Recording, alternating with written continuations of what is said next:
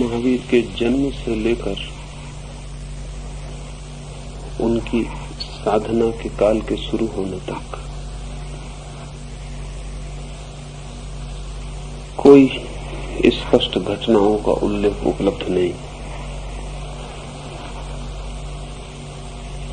ये बड़ी महत्वपूर्ण बात है। जीसस के जीवन में भी पहले 30 वर्षों के जीवन का कोई उल्लेख नहीं।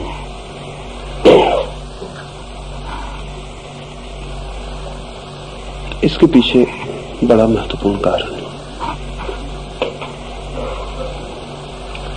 महावीर जैसी आत्माएं अपनी यात्रा पूरी कर चुकी होती है पिछले जन्म में ही।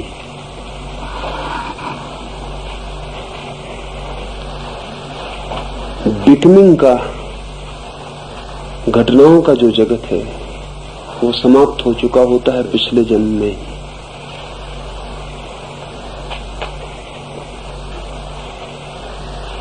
इस जन्म में जो उनकी आने की प्रेरणा है वो उनकी स्वयं की कोई वासना उसमें कारण नहीं है, सिर्फ करुणा कारण है। जो उन्होंने जाना है, जो उन्होंने पाया है, उसे बांटने के अतिरिक्त इस जन्म में उनका अब कोई काम नहीं। ठीक से समझें तो यही तीर्थंकर होने का अर्थ है। तीर्थंकर का अर्थ यह है, ऐसी आत्मा जो अब सिर्फ मार्ग दिखाने को पैदा हुई है और जो अभी स्वयं ही मार्ग खोज रहा हो वो मार्ग नहीं दिखा सकता है।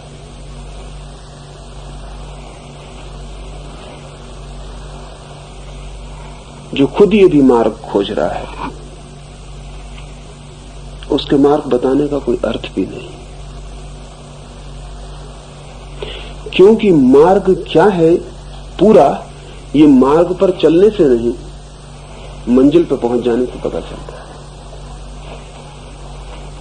चलते समय तो सभी मार्ग ठीक मालूम होते हैं, जिन पर हम चलते हैं वही मार्ग ठीक मालूम होता है।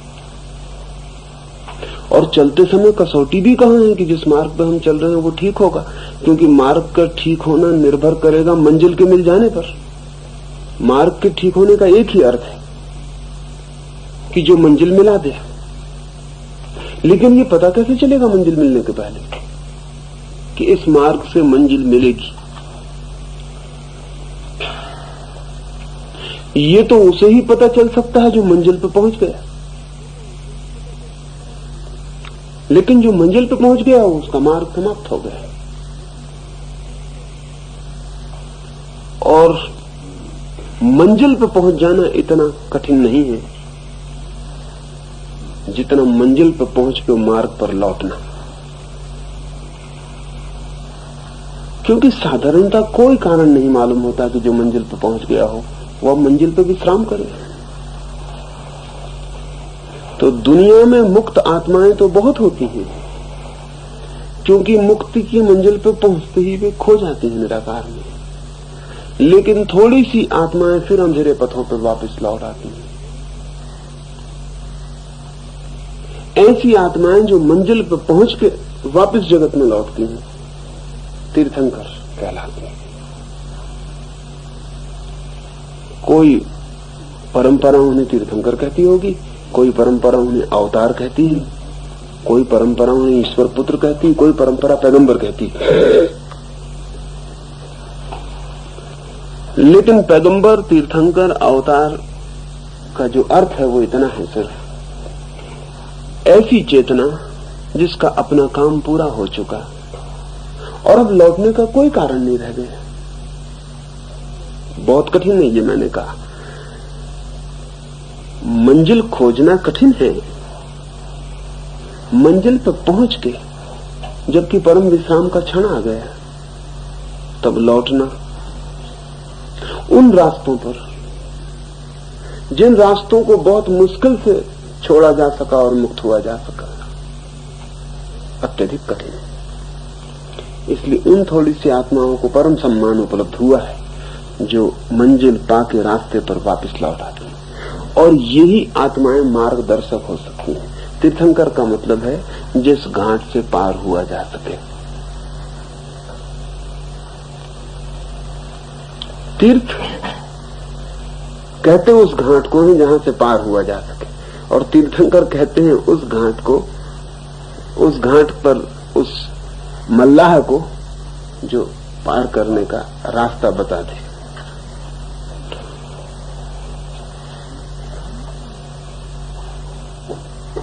तो महावीर का इस जन्म में और कोई प्रयोजन नहीं है, इसलिए पहले बचपन का सारा जीवन घटनाओं से शून्य है।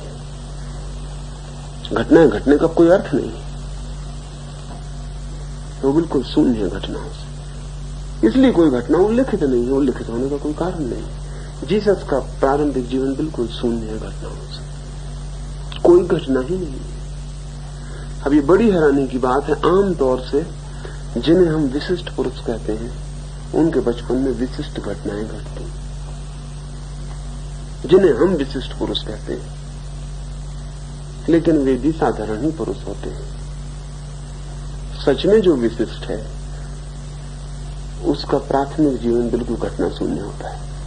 इस अर्थ में घटना शून्य होता है कि वो लौटा है किसी और काम से, अपना अब कोई काम नहीं रहा। अपना कोई काम नहीं है, इसलिए उसकी बिकनिंग की, उसके होने की, बढ़ने की कोई घटनाएं नहीं।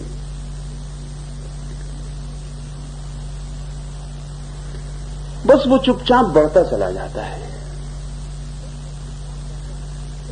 चारों तरफ चुप्पी होती है, वो चुपचाप बड़ा हो जाता है। उस क्षण की प्रतीक्षा में जब वो जो देने आया है वो देना शुरू करते हैं।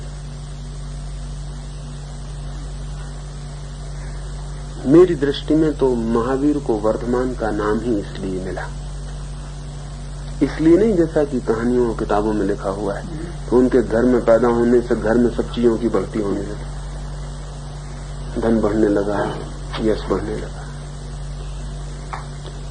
मेरी दृष्टि में तो नाम ही अर्थ ये रखता है कि जो चुपचाप बढ़ने लगा, जिसके आसपास कोई घटना न घटी, यानी जिसका बढ़ना इतना चुपचाप था जैसा पौधे चुपचाप बड़े होते हैं, फूल कलियां फूल बनती हैं और कभी पता नहीं चलता, कहीं कोई शोरगुल नहीं होता, कहीं कोई आवाज नहीं होती, ऐसा चुपचाप बड़ा होने लगा। जो मैं तो उस नाम में यही अर्थ देखता हूं, जो चुपचाप बढ़ने लगा। और ये चुपचाप बढ़ना दिखाई पड़ने लगा होगा क्योंकि घटना न घटना बहुत बड़ी घटना है, बिल्कुल घटना न घटना। छोटे से छोटे आदमी के जीवन में घटनाएं घटती, चाहे छोटी, बड़े आदमी के जीवन में बड़ी घटनाएं घटती, चाहे कैसी भी, लेकिन ऐसा व्यक्ति के जीवन में कोई घटना न घट रही हो जो इतना चुपचाप बढ़ने लगा हो कि चारों तरफ कोई वर्तुल पैदा न होता हो, समय में, काल में, क्षेत्र में, तो वो अनूठा दिखाई पड़ गया होगा, कुछ विशिष्ट ही है। इसलिए शिक्षक उसे पढ़ाने आए हैं तो उसने इंकार कर दिया, क्योंकि वो पढ़ेगा क्या, वो पढ़ा हुआ ही है।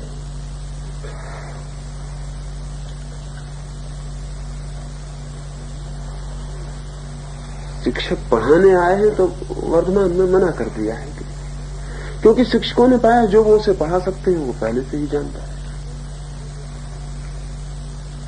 इसलिए कोई शिक्षा नहीं हुई, शिक्षा का कोई कारण ना था, कोई अर्थ भी ना था, कोई घटना ना घटी, वो चुपचाप बड़े हो गए। और हो सकता है ये बात भी अनुभव में आई होगी लोगों को, इतने चुपचाप कोई भी बड़ा नहीं होता। ऐसा ही जीसस का जीवन है, बड़े चुपचाप बड़े हो गए।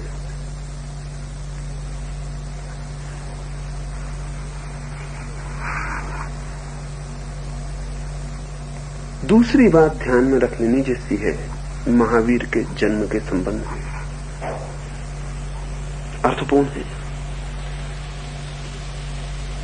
जो मिथ, जो कहानी है तो ये है कि वो ब्राह्मण स्त्री के गर्भ में आए और देवताओं ने गर्भ बदल दिया, और क्षत्रिय गर्भ में पहुंचा दिया। ये बात तथ्य नहीं है, ये कोई तथ्य नहीं है कि किसी एक स्त्री से गर्भ निकाला और दूसरी स्त्री में रख दिया, लेकिन ये बड़ी बड़ी गहरी बात है। और गहरी बात कई चीजों की सूचनाएं हैं, वो हमें समझ लेनी चाहिए। पहली सूचना तो यह है कि महावीर का जो मैंने सुबह कहा जो पथ है, वो पुरुष का, आक्रमण का, क्षत्रिय का, वो जो पथ है, महावीर का जो व्यक्तित्व है और उनकी जो खोज का पथ है, वो क्षत्रिय का। क्षत्रिय का इस अर्थों में कि वो जीतने वाले का, और इसलिए महावीर जिन कहलाए। जिन का मतलब है जीतने वाला, जिसका और कोई पथ नहीं सिवाय जीतने के, जीतेगा तो ही उसका मार्ग है। और इसलिए पूरी परंपरा जैन हो गई। वो जो जिन है, तो ये बड़ी बड़ी मीठी कहानी चुनी है कि था ब्राह्मणी के गर्भ में, लेकिन देवताओं को उठा के क्षत्रिय के गर्भ में कर देना पड़ा, क्योंकि वो बच्चा ब्राह्मण होने को न था। अब ब्राह्मण भी समझने जैसी बात है। ब्राह्मण का अपना मार्ग है। जैसे मैंने कहा कि पुरुष का एक मार्ग है आक्रमण का, स्त्री का एक मार्ग है समर्पण का, ब्राह्मण का एक मार्ग है भिक्षा में मांग लेने का। यानी ब्राह्मण कह ही रहा है कि परमात्मा से लड़ोगे, अशोभन है।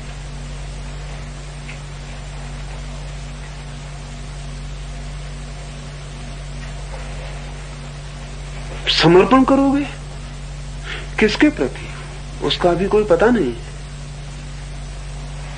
लेकिन अज्ञात घेरे हुए चारों तरफ, और हम अत्यंत क्षुद्र और दीनहीन, न हम जीत सकते और हम समर्पण भी क्या करेंगे। हमारे पास समर्पण करने को भी क्या है, दीनता हीनता इतनी है, टोटल हेल्पलेसनेस, असहाय हम इतने हैं कि देंगे क्या, देने को क्या है और छीनेंगे कैसे। एक ही मार्ग है कि हाथ फैला दें विनम्रता से और भिक्षा में ले लें। तो ब्राह्मण का जो मार्ग है, ब्राह्मण की जो वृत्ति है, वो भिक्षुक की है। तो कहानी ये कहती है कि महावीर जैसा व्यक्ति अगर ब्राह्मणी के गर्भ में भी आ जाए तो भी देवताओं को हटा के उसे क्षत्रिय के गर्भ में रख देना पड़ेगा। वो व्यक्तित्व ब्राह्मण का नहीं है, और व्यक्तित्व गर्भ से आते हैं। वो व्यक्तित्व ही जन्मना क्षत्रिय का है, जो जीतेगा, मांग नहीं सकता है। महावीर ऐसा हाथ नहीं फैला सकते, परमात्मा के सामने भी नहीं, किसी के भी सामने नहीं। वे जीतेंगे, जीतकर ही अर्थ है उनकी जिंदगी का।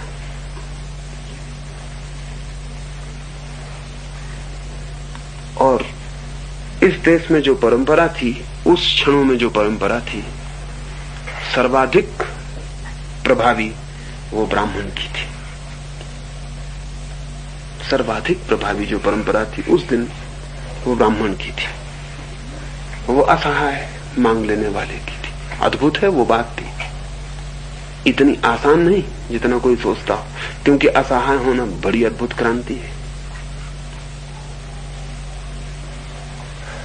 बिल्कुल असहाय हो जाना वो भी एक मार्ग है, लेकिन वो मार्ग बुरी तरह पिट गया था।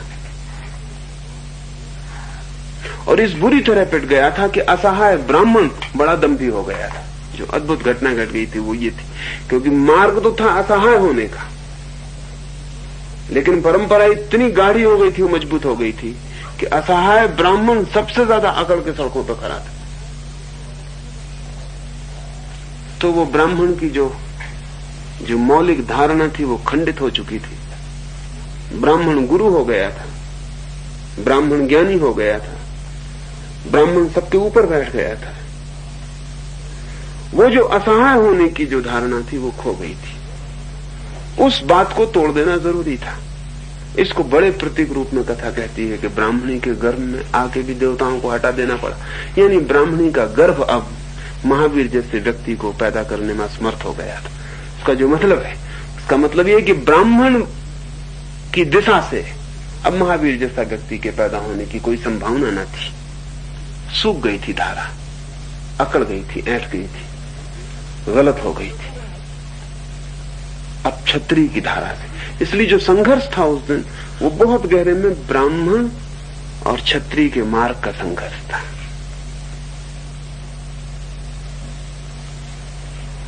और ये थोड़ी सोचने की बात है।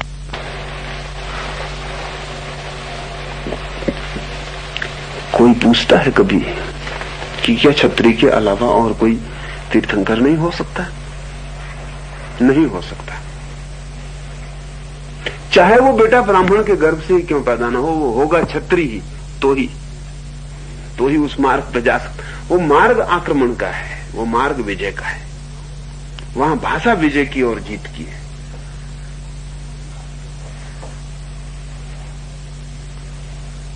दूसरी बात लोग निरंतर पूछते हैं कि क्या गरीब का बेटा तीर्थंकर नहीं हो सकता? वो सब राजपुत्र थे, क्षत्रिय और राजपुत्र। वो भी बहुत अर्थपूर्ण है कि जो अभी संसार को ही नहीं जीत पाया वो संसार को कैसे जीतेगा? आक्रमण का मार्ग है ना, तो अभी जब इस संसार में ही नहीं जीत पाए तो वहां कैसे जीत लोगे? वे इतनी छोटी सी जीत नहीं तय कर पाए, उस बड़ी जीत पर कैसे जाओगे?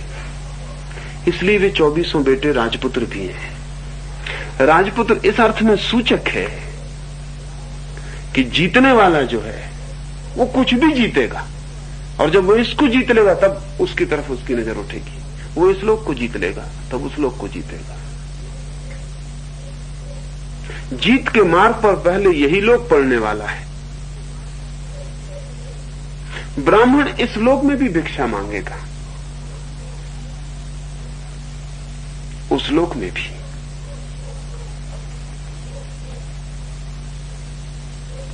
वो मानता ही ये है कि प्रसाद से ही मिलेगा जो मिलना है। आक्रमण की बात ही नहीं है कोई, ग्रेस से मिलेगा, प्रभु कृपा से।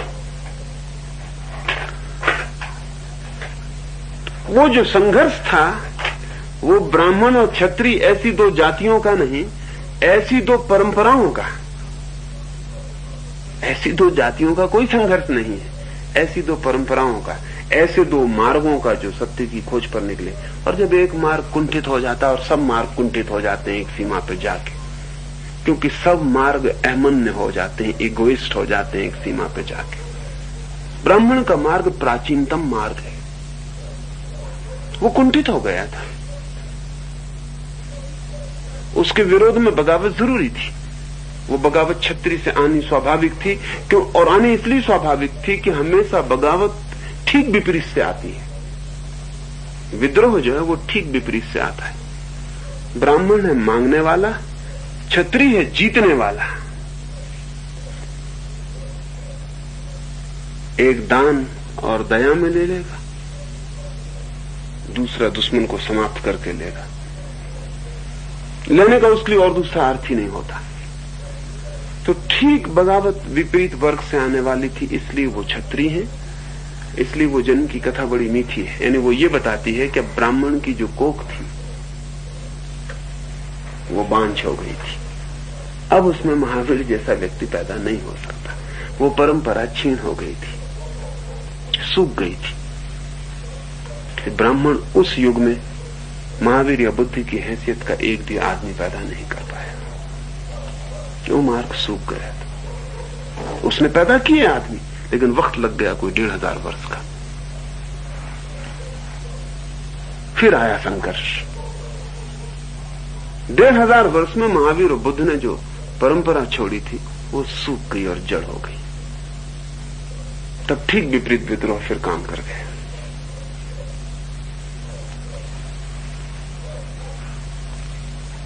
ये जो प्रतीक इस तरह चुने हैं बड़े अर्थपूर्ण हैं, और इन प्रतीकों को जो जड़ता से तथ्यों की भांति पकड़ लेता है वो बिल्कुल भटक ही जाता है, उसे पता नहीं चलता कि क्या अर्थ हो सकता है। महावीर के जीवन में जब मैं कहता हूं कोई घटना नहीं घटी, तो कुछ बातें लेकिन सोचने जैसी हैं। जैसे दिगंबर कहते हैं कि महावीर अविवाहित रहे, मजेदार घटना है। और श्वेतांबर कहते हैं न केवल विवाहित बल्कि एक बेटी भी हुई। कितनी ही चीजें विकृत हो जाएं, लेकिन यह असंभव है कि एक अविवाहित व्यक्ति के साथ पत्नी और लड़की भी जुड़ जाए। ये करीब करीब असंभव है। लेकिन यह भी असंभव है कि एक विवाहित व्यक्ति और उसकी एक लड़की और दामाद के होते हुए एक परंपरा उसे अविवाहित घोषित करे। ये दोनों बातें असंभव है। ये दोनों बातें कैसे संभव हो सकती हैं? अगर विवाह हुआ हो, लड़की हुई हो, दामाद हो, और ये सब बातें तथ्य हो, तो कोई कैसे इंकार कर देगा इस बात को कि ये हुआ नहीं।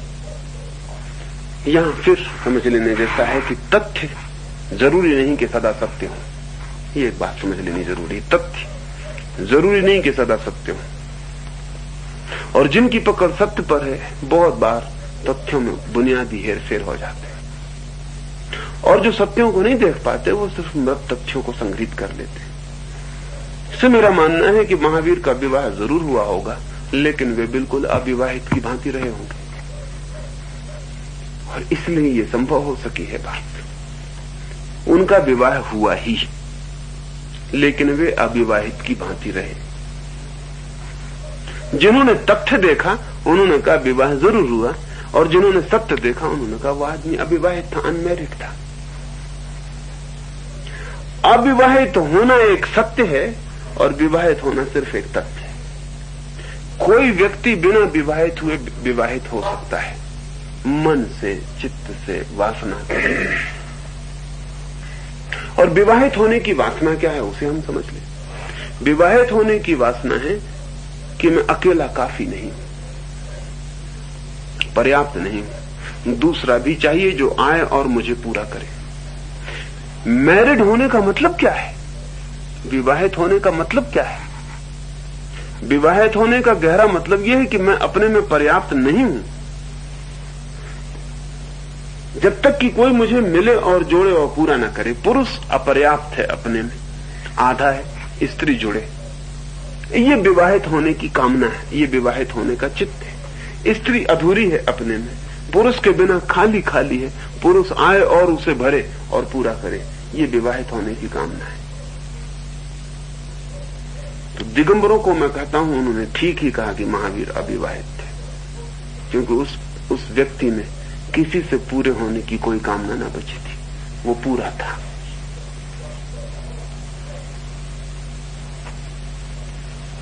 कहीं कोई अधूरापन न था जो किसी और से उसे पूरा करना है। इसलिए मैं मानता हूं कि श्वेतांबरों से दिगंबरों की आंख गहरी पड़ी, बहुत गहरी पड़ी, बहुत गहरा देखा उन्होंने कि आदमी अविवाहित है। इस साधारण से तथ्य के लिए कि एक स्त्री से इसका विवाह हुआ, इसको विवाहित कहना एकदम अन्याय हो जाएगा। मेरा मतलब समझ रहे ना, एकदम अन्याय हो जाएगा इस आदमी को विवाहित कहना, क्योंकि यह आदमी बिल्कुल अविवाहित है। और इसलिए यह संभव हो सका कि जिन्होंने गहरे देखा उन्हें वो अविवाहित दिखाई पड़ा, और जिन्होंने तथ्य देखा वो विवाह का तथ्य तो ठीक था, विवाह तो हुआ था। और यह आदमी अपने में इतना पूरा था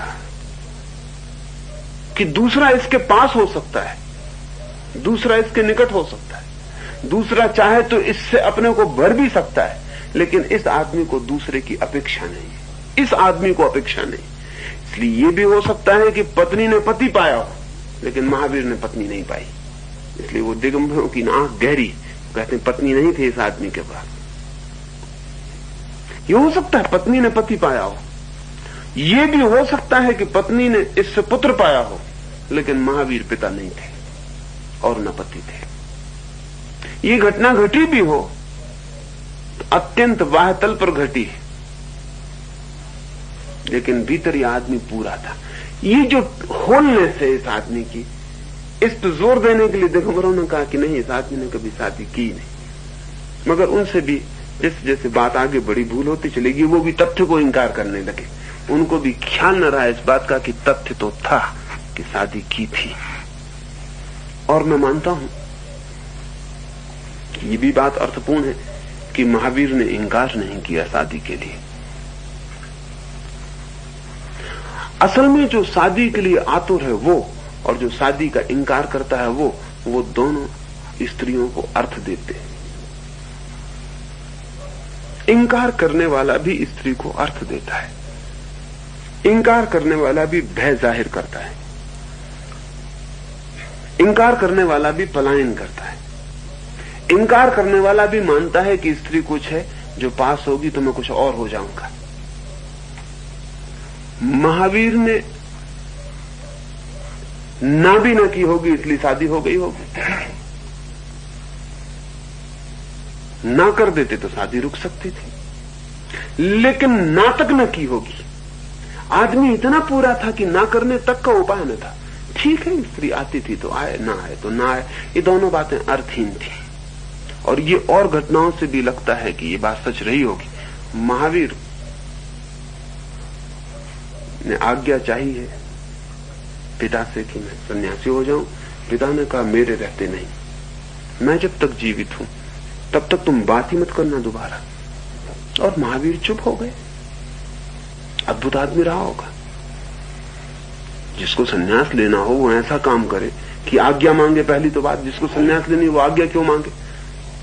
सन्यास का मतलब ही है जो मोह बंधन तोड़ रहा है। सन्यास लेना, सन्यास की भी आज्ञा मांगनी पड़ती। जैसे कोई आत्महत्या करने की आज्ञा मांगे कि मैं आत्महत्या करना चाहता हूं, आप आज्ञा देते तो कौन आज्ञा देगा? सन्यास की कभी आज्ञाएं दी गई? सन्यास लिया जाता है। और महावीर ने आज्ञा मांगी सन्यास की कि मैं सन्यास ले लूं, कौन पिता राजी होगा? और महावीर जैसे बेटे का, ऐसे बेटे हैं जिनका पिता सन्यास के लिए राजी हो जाए, लेकिन महावीर जैसे बेटे का कोई पिता राजी होगा सन्यास का? इनकार क्या कहा कि मैं मर जाऊं तब ये बात करना, ये बात ही मत करना मुझसे। और मजा ये है, घटना ये, पिता तो बिल्कुल स्वाभाविक है, ये लड़का बहुत अद्भुत है, ये चुप हो गया, फिर इसने बात ही ना की। निश्चित ही सन्यास लेने न लेने से कोई बुनियादी फर्क न पड़ता होगा इसको, इसलिए जोर भी नहीं है कोई कि ठीक है, नहीं भी हुआ तो भी चलेगा। पिता मर गए तो मरघट से लौटते वक्त अपने बड़े भाई से कहा कि मुझे आज्ञा दे दें, अब तो पिता चलता है कि अब मैं सन्यासी हो जाऊं। तो बड़े भाई ने कहा तुम पागल हो गए, एक तो पिता के मरने का दुख, और तुम अभी मुझे छोड़ के चले जाओगे, और घर भी नहीं पहुंचे हो, अभी रास्ते पर।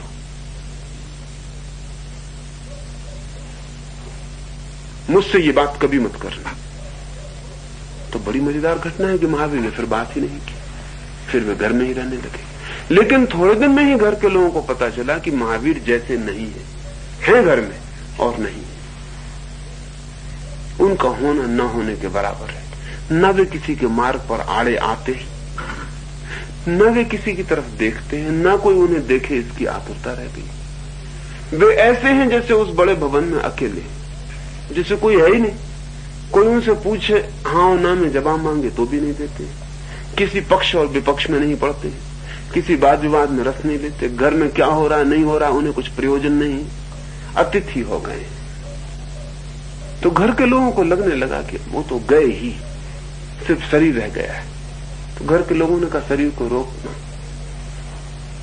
भी उचित नहीं, जो जा ही चुका है, हम इतने भी रोकने के भागीदार क्यों बने।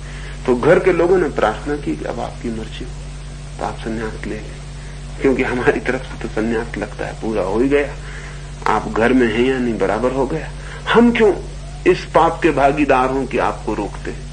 और महावीर चल पड़े।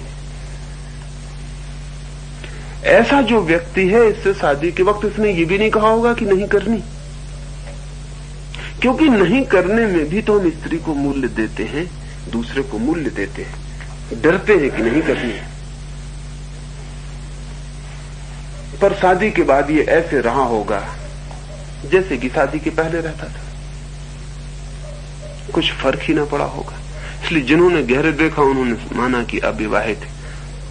जैसे मैंने कल कहा कि जीसस की मां कुंवारी है और बेटे को जन्म दिया, क्योंकि उतने कुंवारेपन में ही पैदा हो सकता है जीसस जैसा बेटा। महावीर जैसा व्यक्ति पति हो कैसे सकता है? यानी पति होने की जो धारणा है वो हम थोड़ा सोचे कि महावीर जैसा व्यक्ति पति कैसे हो सकता है। पति में पहली तो मालकियत है, और जो व्यक्ति जड़ वस्तु पर भी मालकियत नहीं रखना चाहता वो किसी जीवित व्यक्ति पर मालकियत रखेगा, यह असंभव है। ये कल्पना ही असंभव है। यानी जो धन को भी नहीं कह सकता कि इसका मैं मालिक हूं, वस्तु के साथ भी ऐसा दुर्व्यवहार नहीं कर सकता मालिक होने का, वो किसी जीवित स्त्री के साथ मालिक होने का दुर्व्यवहार असंभव है। पति होना एक तरह का दुर्व्यवहार है, एक मालकियत है, ओनरशिप है, पोजीशन है। महावीर पति नहीं हो सकता। और महावीर पिता भी कैसे हो सकता है? हाँ, लड़की जन्मी हो ये हो सकता है, महावीर पिता कैसे हो सकता है? अब पिता की कामना क्या है वो भी हम ठीक से समझ लें। पिता की कामना क्या है? पिता की कामना है स्वयं को, स्वयं की देह को, स्वयं के अस्तित्व को दूसरों के माध्यम से आगे जारी रखना। पिता की कामना का अर्थ क्या है? आखिर कोई पिता होना क्यों चाहता है? कामना यह है कि मैं तो नहीं रहूंगा, कोई फिक्र नहीं, लेकिन मेरा अंश रहेगा, रहेगा और रहेगा। इसलिए बांझ पिता दुखी है, बांझ मां दुखी है। दुख क्या है? दुख एक है, खत्म हो गई रेखा जहां हम समाप्त हो रहे हैं, जहां से हम में से कुछ भी नहीं बचेगा जीवित। जैसे एक शाखा जिसके आगे पत्ते आने बंद हो गए, सब सूख गया। पिता की आकांक्षा क्या है? पिता की आकांक्षा है कि चाहे ये शरीर मर जाए, लेकिन इस शरीर का एक अंश फिर शरीर निर्मित कर लेगा और रहेगा। मैं जीऊंगा दूसरों में। इसलिए तो बाप बेटे को बनाने के लिए इतना आतुर है। बेटे में बाप की महत्वाकांक्षा और अहंकार जीना चाहते हैं, बेटे के रूप में वे बने रहना चाहते हैं। महावीर जैसे व्यक्ति को बने रहने की आकांक्षा का सवाल ही नहीं। न अहंकार है, न होने की तृष्णा है, न होने का अनुभव करके लौटा हुआ आदमी है ये। जहां सब खो जाता है वहां से लौटा हुआ आदमी है। तो इसको ख्याल हो सकता है कि पिता बनूं? हाँ, ये हो सकता है लड़की पैदा हुई हो। इस बात को ठीक से यही गड़बड़ हो जाती है, कठिनाई यही हो जाती है। जब लड़की पैदा हुई तो महावीर पिता हैं, ऐसा तथ्य को पकड़ने वाले को दिखेगा। जो सत्य को पकड़ने जाता है के लिए लड़की का होना अप्रासंगिक है। हो सकता है महावीर की पत्नी जो अपने को पत्नी मानती रही हो, मां भी बनना चाहिए हो और मां बन गई हो, लेकिन महावीर पिता नहीं बन पाए। और इसलिए एक धारा में जिन्होंने देखा उन्होंने बिल्कुल इंकार कर दिया कि आदमी ऐसा था ही नहीं, ये बात ही झूठ है। लेकिन उन्होंने भी तथ्य को इंकार किया और दूसरों ने तथ्य को पकड़ लिया। और सत्य को देखना बहुत मुश्किल होता है, तथ्य आवरण बन जाता है। एक छोटी कहानी मुझे याद पड़ती। एक गांव के बाहर एक नग्न मुनि ठहरा हुआ है। सम्राट की पत्नियां उसे भोजन कराने गांव के बाहर जा रही हैं। नदी पूर पर है, कोई पुल नहीं, कोई नाव नहीं। तो वे अपने पति से, सम्राट से पूछती हैं हम क्या करें, कैसे पार जाएं? तो वो कहते हैं तुम जाके नदी से कहना कि मुनि अगर जीवन भर के उपासे हो तो मार्ग मिल जाए। नदी मार्ग दे दे। अगर उस पार ठहरा हुआ मुनि जीवन भर का उपवास किया हुआ है तो उन्होंने जाके कहा है। तो कहानी है कि नदी ने मार्ग दे दिया। वे बहुत बहुमूल्य भोजन बना के, बहुत स्वादिष्ट मिष्ठान बना के ले गई हैं, मुनि के सामने रखती हैं। मुनि उनकी सारी थालियां साफ कर गए हैं, कुछ भी नहीं बचा है। तब वे लौटने को हुई, तब वे बड़ी चिंतित हुई है कि अभी तो नदी को कह के हम लौट आए थे कि मुनि अगर जीवन भर के उपासे हो अब क्या करेंगे। तो वे मुनि से पूछते हैं कि अब हम क्या करें, अभी तो हम कह के आ गए थे कि आप जीवन भर के उपासे हो, लेकिन अब तो ये नहीं कह सकते, सामने ही भोजन कर लिया है। तो मुनि ने कहा इससे क्या फर्क पड़ता है, तुम जाओ नदी से वही कहो कि अगर मुनि जीवन भर के उपासे हैं तो नदी राह दे दे। उन स्त्रियों को बड़ी मुश्किल हो गई, क्योंकि भोजन थोड़ा भी नहीं, बहुत ज्यादा, पूरा ही मुनि कर गए हैं, कुछ छोड़ा भी नहीं है पीछे। और फिर भी सहज कहते हैं कि जाओ नदी से कह दो। बड़ी शंका में, बड़े संदेह में नदी से जाके कहा है। खुद पे हंसी आती है कि ये कैसे संभव है, लेकिन नदी ने फिर मार्ग दे दिया। तो वे लौट के अपने पति से पूछते हैं कि जाते वक्त जो घटा वो बहुत छोटा चमत्कार था, लौटे वक्त जो घटा है उस चमत्कार का मुकाबला ही नहीं। जाते वक्त भी चमत्कार हुआ था कि नदी ने मार्ग दिया, लेकिन वो बहुत छोटा हो गया। आप लौटते में भी मिला, और वो मुनि जो कि सब खा गए। और फिर उपवास है। उनके पति ने कहा जो उपवास शाही है उसी को हम मुनि कहते हैं, भोजन से उपवास का कोई संबंध ही नहीं। असल में भोजन करने की तृष्णा एक बात है और भोजन करने की जरूरत बिल्कुल दूसरी बात है। भोजन की तृष्णा एक बात है, वो न भोजन करो तो भी हो सकती है, और भोजन करना और उसकी जरूरत बिल्कुल दूसरी बात है। वो करो तो भी हो सकता है तृष्णा न हो। और जब तृष्णा टूट जाती है और सिर्फ जरूरत रह जाती है शरीर की, तो आदमी उपवासा है। जैसा मैंने सुबह कहा, वो भीतर वास किए चला जाता है।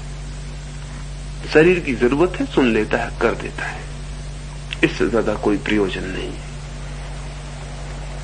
खुद कभी भी उसने भोजन नहीं किया है। तो अगर ये हो सकता है तो फिर महावीर पिता हो सकते हैं, लड़की भी पिता नहीं होंगे, लड़की हो तो भी, और पति नहीं होंगे, पत्नी हो तो भी। तथ्य अक्सर सत्य को ढांक लेते हैं,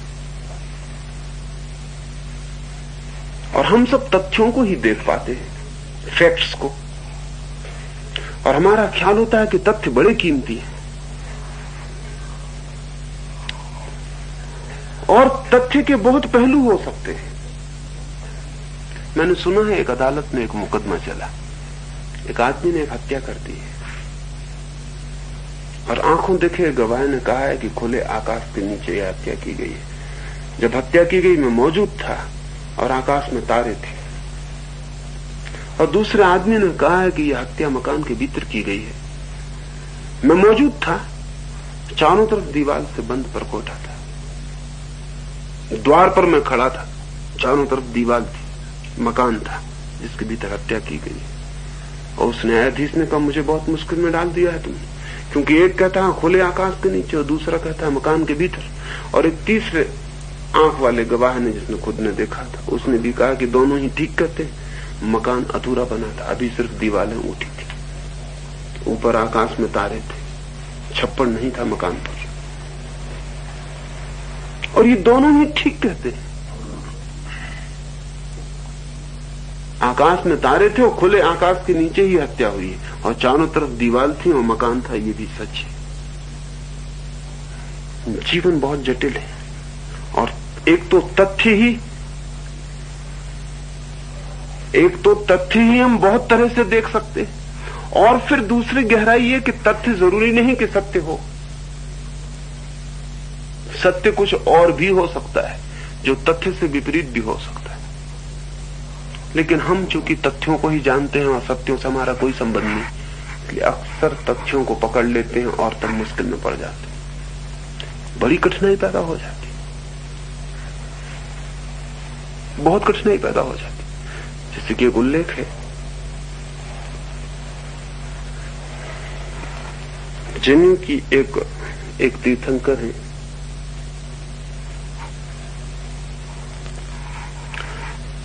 श्वेतांबर मानते हैं कि वो स्त्री और दिगंबर मानते हैं कि वो पुरुष है। ऐसा झगड़ा कैसे हो सकता है? ऐसा झगड़ा भी हो सकता है कि एक व्यक्ति के संबंध में ये झगड़ा भी हो जाए तो परंपराओं में, कि वो स्त्री है या पुरुष। अभी तो बड़ी सीधे तथ्य की बातें हैं, इनमें भी झगड़े हो सकते हैं, लेकिन क्योंकि तथ्य बड़ा झूठ बोल सकते हैं, और जब कभी सत्य विपरीत होता तो और मुश्किल हो जाती। ये हो सकता है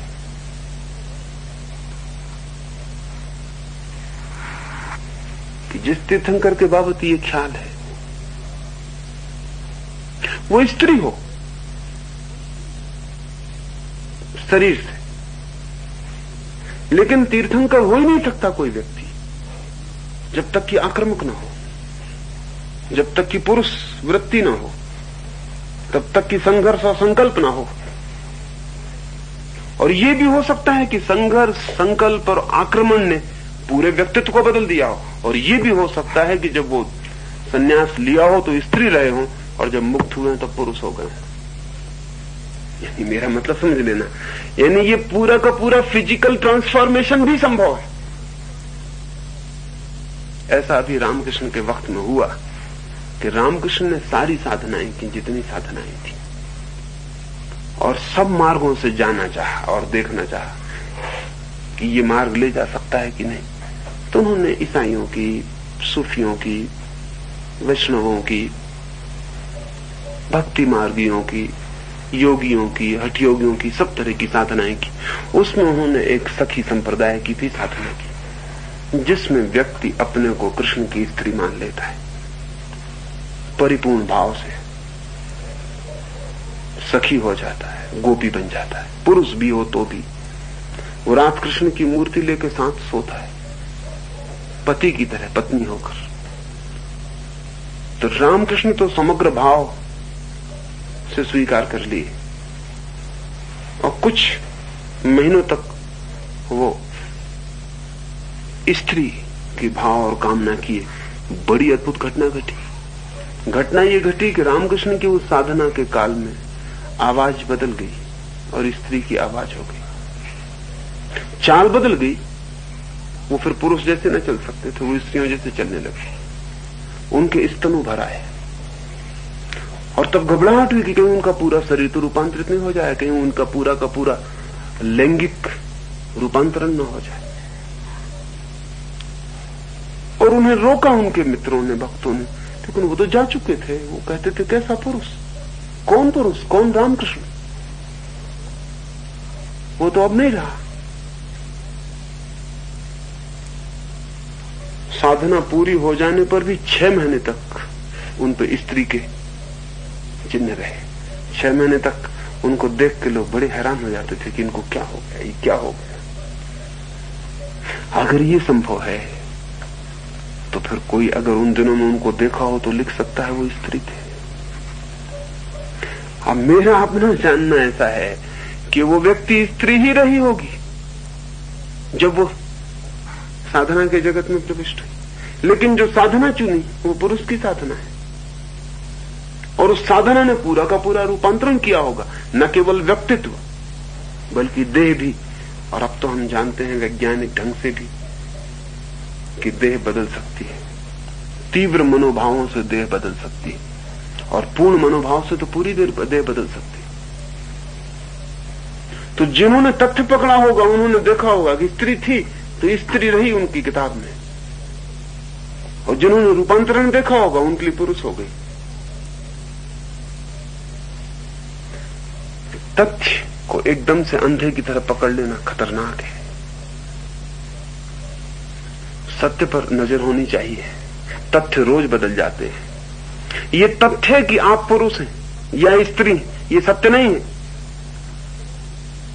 सत्य वो है जो नहीं बदलता। पुरुष स्त्री हो सकते हैं, स्त्रियां पुरुष हो सकते हैं, और बहुत गहरे में कोई आदमी अलग अलग नहीं होता। स्त्री भी होती है भीतर, पुरुष भी होता है भीतर, मात्रा में फर्क होता है। जिसको हम पुरुष कहते हैं वो 60% पुरुष तो 40% स्त्री होता है। जिसको हम स्त्री कहते हैं तो 60% स्त्री और 40% पुरुष होता है।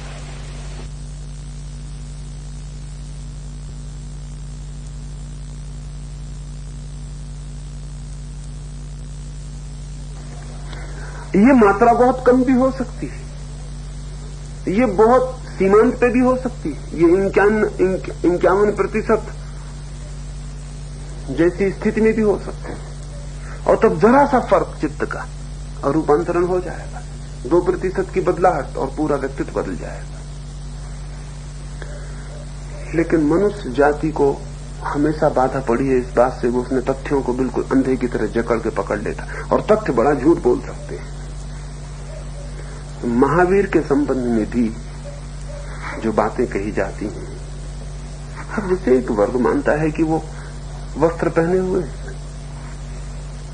चाहे वो देवताओं का दिया हुआ वस्त्र हो, चाहे वो आंखों से न दिखाई पड़ने वाला वस्त्र हो, लेकिन वो वस्त्र पहने हुए नग्न नहीं। और एक वर्ग मानता है कि वो बिल्कुल नग्न है, वस्त्र उन्होंने छोड़ दिए, किसी तरह का वस्त्र उनकी देह पर नहीं। और ये दोनों बातें एक साथ सच है। ये बिल्कुल सच है कि महावीर ने वस्त्र छोड़ दिए, जो बिल्कुल नग्न हो गए, लेकिन उनकी नग्नता भी ऐसी है कि उसे ढांकने के लिए और वस्त्रों की जरूरत नहीं, वो खुद ही वस्त्र है। अब इसे थोड़ा समझना जरूरी होगा। एक आदमी इस भांति वस्त्र पहन सकता है कि नंगा हो, एक आदमी इस भांति के वस्त्र पहन सकता है कि नग्नता को प्रकट करे, यानी वस्त्र ढांके ना उघाड़े।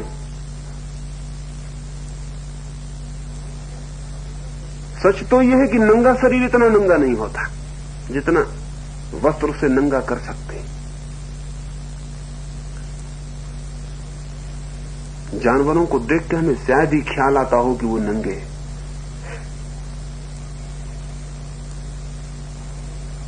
लेकिन आदमी और स्त्रियां इस तरह के वस्त्र पहन सकते हैं कि उनका वस्त्र पहनने से तत्काल ख्याल आए उनके नंगेपन का। और आदमी ने ऐसे वस्त्र विकसित कर लिए हैं कि वो उसके शरीर को उघाड़ते हैं, ढांकते नहीं। जो वस्त्र ढांकता है उसे कौन पसंद करता है? जो वस्त्र उघाड़ता है। हाँ, इतना उघाड़ता है और उघाड़ने की इच्छा जगे, इतना नहीं उघाड़ देता कि उघाड़ने की इच्छा मिट जाए, उघाड़ता है और उघाड़ने की इच्छा जगाता है। तो ऐसा व्यक्ति वस्त्र पहने हुए भी नंगा है। ठीक इससे उल्टा भी हो सकता है कि एक व्यक्ति नंगा खड़ा हो गया और इतना उघाड़ा हो गया है कि उघाड़ने को भी कुछ नहीं बचा, उघाड़ने की कोई इच्छा भी नहीं है उसको, उघड़े हुए होने की कोई कामना भी नहीं है, कोई उघाड़ के देखे यह आमंत्रण भी नहीं है, तो उसकी नग्नता भी वस्त्र बन जाए। जब कोई वस्त्रों में नंगा हो सकता है तो कोई नग्नता में वस्त्रों में क्यों नहीं हो सकता है? महावीर बिल्कुल नग्न थे, लेकिन उनकी नग्नता किसी को भी नग्नता जैसी नहीं लगी है। इसलिए यह स्वाभाविक था ये कहानी का बन जाना कि जरूर वे कोई ऐसे वस्त्र पहने हुए हैं जो दिखाई नहीं पड़ते, जो देवताओं के दिए देवदूत से हैं। देवताओं ने ऐसे वस्त्र दे दिए हैं उनको जो दिखाई भी नहीं पड़ते, और फिर भी उनकी नग्नता नहीं मालूम पड़ती, तो कहीं कुछ अदृश्य वस्त्र उनको छिपाए हुए।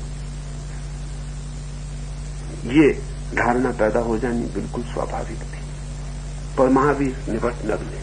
असल में निपट नग्न आदमी ही नग्नता से मुक्त हो सकता है। वस्त्रों में ढका हुआ आदमी का नग्नता से मुक्त होना बड़ा मुश्किल है, बड़ा कठिन है, क्योंकि वस्त्रों में जिसे वो ढांकता है वो उसके ढांकने की चेतना स्पष्ट है, और जिसे हम ढांकते हैं सचेतन वो उघड़ जाता है। जिसे हम चेतन रूप से ढांकते हैं, हमारी चेतना, हमारी कॉन्शियसनेस उस अंग को उघड़ा हुआ अंग बना देती है, क्योंकि जब हम चेतन होकर उसे ढांकते हैं तो चेतन होकर दूसरा उसे उघड़ा हुआ देखना चाहता है। सिर्फ नग्न आदमी ही नंगेपन से मुक्त हो सकता है। अभी बड़ी उल्टी बात मालूम पड़ेगी, वस्त्र से ढका हुआ आदमी कैसे नग्नपन से मुक्त होगा? कहीं ना कहीं कठिन है, वो संभव है, क्योंकि बुद्ध या क्राइस्ट कपड़े पहने हुए हैं, संभव तो है लेकिन बहुत कठिन है, एकदम कठिन है। संभव इसलिए है कि जब मैं वस्त्र पहनता हूं तो मैं दो कारणों से पहन सकता हूं। कारण मेरे आंतरिक हो सकते हैं कि कुछ है जो मैं छिपाना चाहता हूं, कुछ है जो मैं नहीं दिखाना चाहता, या कुछ है जो मैं भयभीत हूं कि दिख ना जाए। कारण मेरे आंतरिक हो सकते हैं वस्त्र पहनने में, कारण मेरे एकदम बाह्य भी हो सकते हैं कि अकारण तुम्हें वो क्यों देखना पड़े जो तुम नहीं देखना चाहते हो। तब मुझसे कोई प्रयोजन नहीं रह गया वस्त्रों का। तब एक अर्थ में मैं वस्त्र नहीं पहने हुए हूं, तुम्हें मैंने वस्त्र पहना दिए।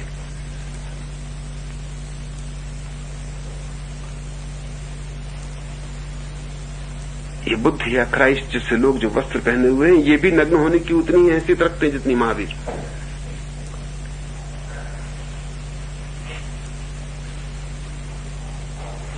इनके भीतर कुछ छिपाने को नहीं है।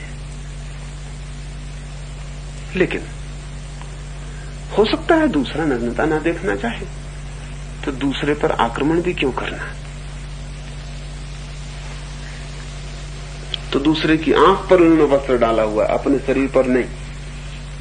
और दूसरे की आंख पर भी वस्त्र डालने का सबसे सरल उपाय यही है कि अपने शरीर पे डाल दो। क्योंकि मैंने सुना है कि जब सबसे पहले जमीन पर कांटों ने तकलीफ दी तो एक सम्राट ने बुद्धिमान लोगों को बुला के पूछा कि क्या करें, कैसे बचें। तो बुद्धिमानों ने कहा कि एक काम करें, सारी पृथ्वी को चमड़े से ढक दें, जिसमें कि हम चमड़े पे चलें, कांटे ना गड़े। सम्राट ने कहा इतना चमड़ा कहां से लाओ, पृथ्वी बहुत बड़ी है। बड़ी मुश्किल में पड़ गए बुद्धिमान लोग। बहुत सोचा, बुद्धिमानों को बड़ी चीज जल्दी सूझ जाती, छोटी चीजों से चूक जाते हैं। तब राजा के एक नौकर ने कहा कि आप भी किसी पागलपन की बातों में पड़े और इतने बड़े बुद्धिमानों को बैठ के सोच रहे हैं। मैं तो बोलता नहीं इस तरह से कि मैं गंवार हूं, कैसे बोलूं। लेकिन ये पागलपन की बात, अपने पैर को क्यों नहीं चमड़े से ढका जा सकता। अपना चमड़े को अपने पैर से ढक ले, सारी पृथ्वी पे चमड़ा है, आप जहां जाओगे वहां चमड़ा होगा। इस पंचायत को क्यों करते हैं आपकी सारी पृथ्वी को ढके। तो आपकी आंख पर वस्त्र डालने का सबसे तरकीब अच्छी बेहतर यही कि अपने शरीर पे वस्त्र डाल लो। और क्या उपाय सरल हो सकता है। सबकी आंख पर डालने जाओ तो बहुत बड़ी पृथ्वी है और बड़ी मुश्किल पड़ जाए। तो कुछ लोग इसलिए वस्त्र पहन सकते हैं कि वो आपकी आंख पर वस्त्र डाल देना चाहते हैं, क्योंकि अभी आपकी आंख नग्न को देखने की हिम्मत नहीं जुटा सकती। लेकिन ये कठिन है।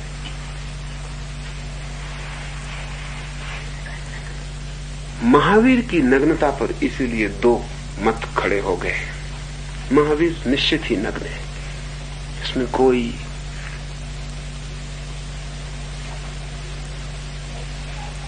दूसरा विकल्प नहीं है। लेकिन बहुत लोगों को महावीर अत्यंत वस्त्र वाले मालूम पड़े होंगे। मेरे एक मित्र हैं, वो विंध्य प्रदेश के शिक्षा मंत्री थे। एक अमेरिकन मूर्तिकार खजुराहो देखने आया, तो भारतीय सरकार ने उन मेरे मित्र को लिखा कि आप विशेष रूप से ले जाएं मूर्तिकार को। वो विंध्य प्रदेश के मंत्री थे, तो उन्हें ठीक से खजुराहो दिखाएं। वो मेरे मित्र बड़े परेशान हुए। वो खजुराहो के पास के ही रहने वाले हैं, निकट 10-20 मील दूर रहते, खजुराहो को बचपन से जानते हैं। वो बहुत भयभीत हुए कि वो अमेरिकन मूर्तिकार क्या विचार लेके जाएगा, और वो सिर्फ खजुराहो देख के सीधा वापस लौट जाने को, सीधा दिल्ली से खजुराहो और वापस। तो वो भारतीय संस्कृति के संबंध में क्या सोचेगा कि ऐसे मंदिर और ऐसी नग्न मूर्तियां, ऐसे अश्लील दृश्य। तो बहुत डरे हुए, बड़े भयभीत हुए, बड़ी तैयारी करके गए कि ये जवाब दूंगा, ये जवाब दूंगा, ये जवाब दूंगा। पूछेगा तो इस तरह समझाएंगे, बता देंगे कि ये कोई भारतीय धारा की मूल शाखा नहीं है, ये किनारे से कुछ विक्षिप्त लोगों की, कुछ पागलों की, कुछ नासमझों की, कुछ भोगियों की, कुछ तांत्रिकों की, वाम मार्गियों की ये मंदिर है। ये मंदिर कोई ऐसा मंदिर नहीं है कि भारत का मंदिर है। भारत का मंदिर ही नहीं है ये एक अर्थों में ये। और भारत के मन को जो मूल धारा है वो तो यही कहती है, टंडन कहते थे, पुरुषोत्तम दास टंडन, तो उसको मिट्टी से ढांक दो खजुराहो को, उसको उखाड़ो ही मत। गांधी जी तक राजी थे कि उसको ढकवा दो। तो अगर रविन्द्रनाथ बीच में न कूद पड़ते तो वो तो ढक ही जाता मंदिर। तो मूल धारा तो गांधी और पुरुषोत्तम दास टंडन थी, वही ठीक कह रहे हैं। तो सब समझ बूझ के गए, बड़ी तैयारी करके गए, लेकिन वो आदमी कुछ पूछता ही नहीं। एक एक मूर्ति गुजरती जाती है, एकदम नग्न मूर्तियां, एकदम मैथुन चित्र, और वो तैयारी में जुटे हैं कि वो पूछे, लेकिन वो कुछ पूछते नहीं। वो मंत्रमुग्ध देखता है, आगे बढ़ जाता है। वो पूरे मंदिर में घूम के निकल आया, वो सीढ़ियां उतर आया, वो गाड़ी में बैठने लगा। उसने कुछ कहा ही नहीं है कि अश्लील है कि बद्दी। वो तो ऐसा भाव विभोर है कि कहीं और खो गया है। लेकिन मित्र ने कहा कि फिर भी वो ख्याल तो ले ही जाएगा, न कहे, शायद शिष्टता शिष्टाचार के कारण न कहता होगा। तो उन्होंने कहा सुनिए, आप ये मत सोचिए कि अश्लील मूर्तियां कोई भारत की प्रतीक है। उसने कहा अश्लील तो मुझे फिर से देखना पड़ेगा, क्योंकि इतनी सुंदर मूर्तियां मैंने कभी देखी नहीं। तो उनके सौंदर्य से मैं ऐसा अभिभूत हो गया कि मैं नहीं देख पाया कि वो अश्लील भी थी। फिर मुझे वापस ले चलो, अब मैं गौर से देखूंगा कि अश्लील वे कहां है, क्योंकि मैं तो अभिभूत था, इतना अभिभूत था उनके सौंदर्य से, उनकी लयबद्धता से और उनके चेहरों पर प्रकट ज्योति से कि मैं नहीं देख पाया कि वे नंगी है। मित्र तो बहुत घबराए कि मूर्तियां नंगी हैं, आप नहीं देख पाए। हो सकता है महावीर के पास बहुत लोग आए होंगे और महावीर के चेहरे में ऐसे डूब गए होंगे और महावीर की आंखों में कि हो सकता है लौट गए हो, पता ना चला हो कि महावीर नंगे थे। क्योंकि मनुष्य में हमें वही दिखाई पड़ता है जो उसमें सर्वाधिक महत्वपूर्ण है। अगर किसी व्यक्ति में तुम्हें उसका सेक्स दिखाई पड़ता है तो वो उसमें सर्वाधिक महत्वपूर्ण है, तो दिखाई पड़ता है। अगर उससे बड़ी घटनाएं उसके जीवन में घट गई हो और उससे बड़ी रोशनी उसमें निकलने लगी हो, तो हो सकता है सैकड़ों लोग महावीर को देख के गए हों और उन्होंने गांव में खबर जाके की होगी, कौन कहता है कि महावीर नंगे। फिर से देखना पड़ेगा, जरूर कोई अदृश्य वस्त्र उन्हें घेरे। ख्याल तो आता है कि कुछ नंगे थे, देह पर कुछ था ना, लेकिन फिर भी नंगे थे ऐसा दिखाई नहीं पड़ा। ऐसी चोट नहीं हुई कि नंगे हैं। कोई अदृश्य वस्त्र उन्हें घेरे होंगे, कोई देवताओं के वस्त्र उन्हें घेरे हैं कि वे नग्न हैं और फिर भी नग्न नहीं मालूम पड़ते, नग्नता छिपी। और तब कहानियां बनती हैं और तब तथ्य टूटते चले जाते हैं और सत्य देखना मुश्किल हो जाता है। ये सब बातें इसलिए कह रहा हूं कि हमारे मस्तिष्क में एक बात बहुत साफ हो जाए कि तथ्यों पर जोर सिर्फ नासमझ देते हैं, समझदार का जोर सदा सत्य पर है। और सत्य कुछ ऐसी चीज है कि तथ्य के भीतर से आप देख सकते हैं, लेकिन तथ्य को पकड़ने तो कभी नहीं देख सकते, फिर आप वहीं रुक जाते हैं। दरवाजा इस कमरे के भीतर लाता है, लेकिन छोड़ दें तो और दरवाजे को पकड़ लें तो आप द्वार पर रह जाते हैं, आप कमरे के भीतर नहीं आते। तथ्य के सब द्वार सत्य में जाते हैं, लेकिन जो सत्य को पकड़ लेता है वो वहीं अटक के रह जाता है। और द्वार मकान नहीं है, सिर्फ मकान में आने की खाली जगह है। तथ्य सत्य नहीं है, सिर्फ ओपनिंग है, जहां से आप जा सकते हैं, लेकिन अगर वहीं रुक गए तो सदा के लिए अटक सकते हैं। और हमारी आंखें तथ्यों को ही देखती हैं। असल में मैं पदार्थवादी उसको कहता हूं जो तथ्यों को ही देखता है। मेरी दृष्टि में मटेरियलिज्म का और कोई मतलब नहीं, जो तथ्यों को ही देखता है, जो कहता है इतना रहा तथ्य, बाकी सब फिक्शन है, ये फैक्ट है। तथ्य को गिन लेता है और जोड़ बना लेता है और कहता है इसके आगे कुछ भी नहीं। लेकिन मजे की बात यह है कि तथ्य सत्य की सबसे बाहरी परिधि है, सबसे बाहरी परकोटा है, जो भी है उसके भीतर है। और जितने हम भीतर जाएंगे उतना तथ्य छूटता चला जाएगा और सत्य निकट आता जाएगा। और इसीलिए सत्य को कहने की भाषा तथ्य की नहीं हो पाती, इसलिए सत्य को कहने के लिए नई भाषा खोजनी पड़ती जो मिथ की। सत्य को तथ्य की भाषा में नहीं कहा जा सकता, कहें तो इतिहास बन जाता है। अब जैसे कि बड़ी मजे की बात है, महावीर कभी बूढ़े नहीं हुए,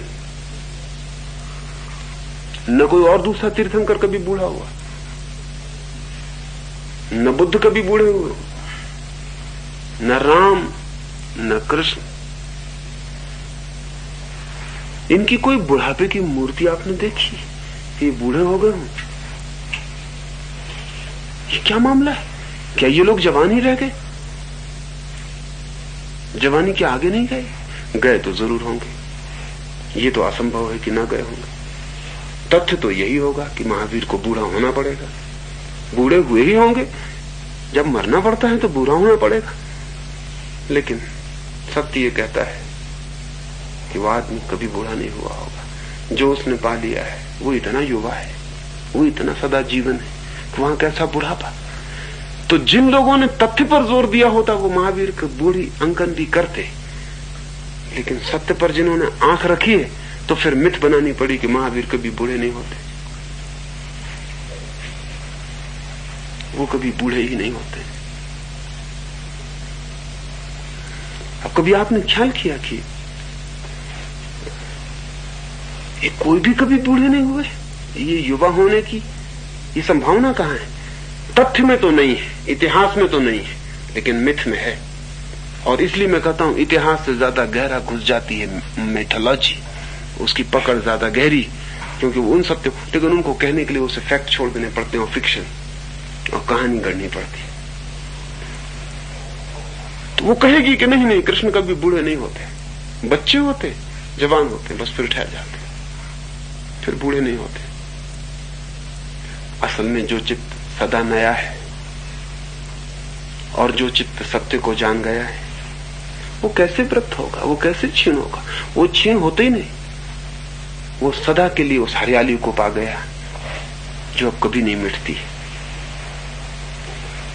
इसलिए युवा होने तक तो यात्रा है उसकी, यानी जब तक कि वो सत्य पाकर युवा नहीं हो गया तब तक तो वो होता है, बच्चा होता है, पैदा होता है, बड़ा होता है।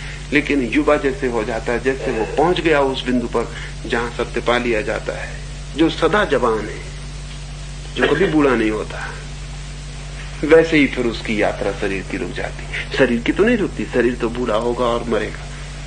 लेकिन हम उस तथ्य को इंकार कर देते हैं। हम कहते हैं वो तथ्य गौण है, उसका कोई मतलब नहीं है। वो आदमी भीतर जवान है, वो जवान ही रह गया है, वो अब कभी बूढ़ा नहीं होता। इसलिए बहुत से इन अद्भुत लोगों की मृत्यु का कोई उल्लेख नहीं है।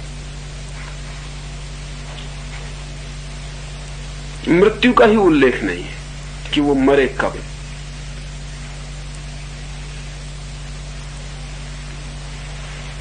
और वो उल्लेख इसीलिए नहीं है कि जन्म तक तो बात ठीक है, मरना उनका होता नहीं। तथ्य में तो वो मरे। इसलिए जैसे जैसे दुनिया ज्यादा तथ्यगत होती गई वैसे वैसे हमारे पास रिकॉर्ड उपलब्ध होने लगा। जैसे महावीर का रिकॉर्ड है हमारे पास कि वो कब मरे, लेकिन ऋषभ का नहीं है रिकॉर्ड उपलब्ध। दुनिया और भी मिथ के ज्यादा करीब थी, अभी लोग तथ्य पर जोर ही नहीं दे रहे थे। इसलिए राम का कोई रिकॉर्ड नहीं है वो कब मरे। इसका कारण ये नहीं कि वो न मरे होंगे, जिन्होंने सारी जिंदगी की कहानी लिख दी वैसे एक बात कोई भर चूक गए, जो कि बड़ी भारी घटना रही होगी मरने की। यानी जन्म का सब ब्यौरा लिखते हैं, बचपन का ब्यौरा लिखते हैं, शादी है, विवाह है, लड़ाई है, झगड़ा है, सब है, सब आता है, सब जाता है। सिर्फ एक बात चूक जाते हैं कि आदमी मरा कब। नहीं, मिथ उसको इंकार कर देती, वो कहती ऐसा आदमी मरता नहीं, ऐसा आदमी परम जीवन को उपलब्ध हो जाता है, इसलिए मृत्यु की बात ही मत लिखो। इसलिए इस मुल्क में हम जन्मदिन मनाते हैं, पश्चिम में मृत्यु दिन।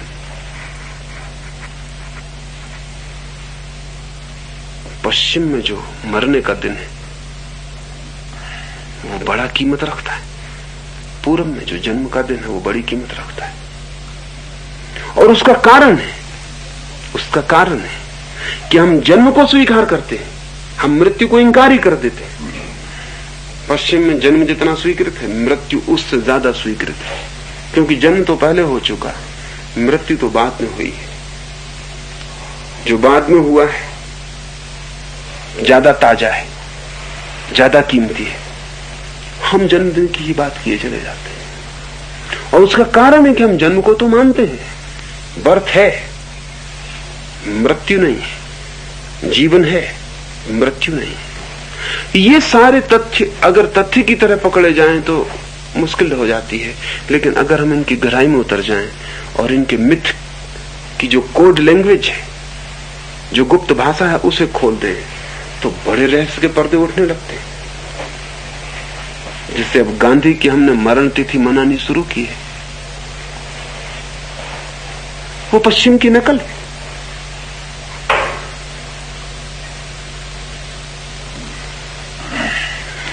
अगर महावीर जैसे व्यक्ति का हम मृत्यु दिन मनाते भी हैं तो भी उसे मृत्यु दिवस नहीं कहते, उसे निर्वाण दिवस कहते।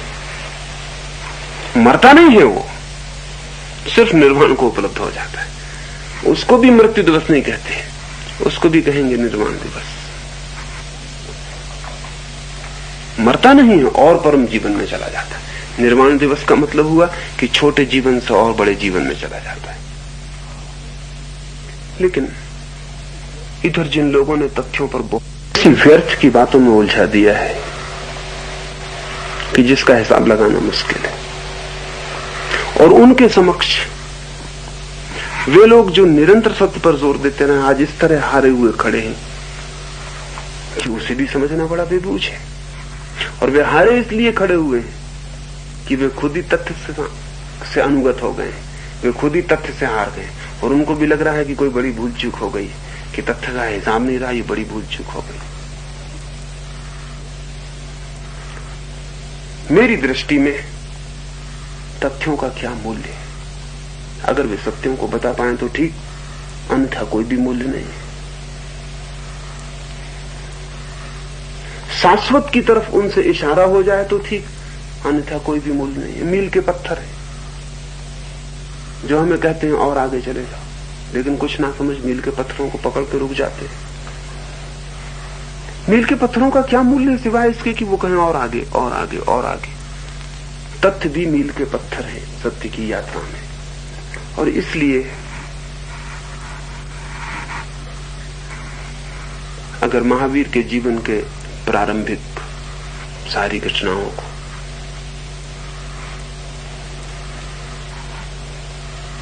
उनकी गहराई में, उनकी खोल को छोड़कर उनके एसेंस में और सार में पकड़ लिया जाए तो ही महावीर का उद्घाटन होगा, और तो ही हम बाद में महावीर क्या हो पाते हैं, कैसे हो पाते हैं, उसको हम समझ पाएंगे, उसको समझने की दृष्टि मिल सकती है।